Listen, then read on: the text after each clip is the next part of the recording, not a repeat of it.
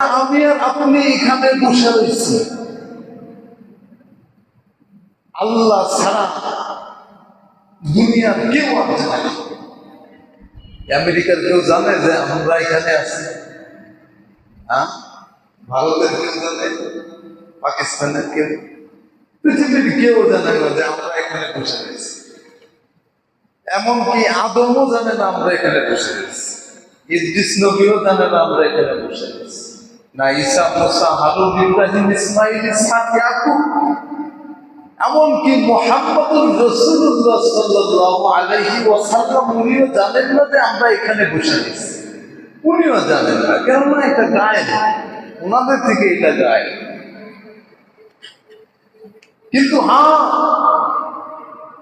এখানে বসে নবীজির কোন উম্মত যদি একবার যে কোনো একটা দুরূদ শুধু মুখে পাঠ করে সাল্লাল্লাহু আলাইহি ওয়াসাল্লাম হোক, সেটা আল্লাহুম্মা সাল্লি আলা মুহাম্মদ হোক আর আল্লাহুম্মা সাল্লি আলা সাইয়্যিদিনা মুহাম্মদ হোক, আল্লাহুম্মা সাল্লি আলা মুহাম্মাদিন ওয়া আলা আলি মুহাম্মদ, দুরূদ ইব্রাহিম হোক, যে কোনো এক দুরূদ যদি এখান থেকে নবীর কোন উম্মত মুখে উচ্চারণ করে, সাথে সাথে দুরূদটা নিয়ে বিশ্বনবী মুহাম্মদ রাসূলুল্লাহ সাল্লাল্লাহু আলাইহি ওয়াসাল্লামের রওজা মুবারকে আমার নাম ডিটেইল সহ পৌঁছায়।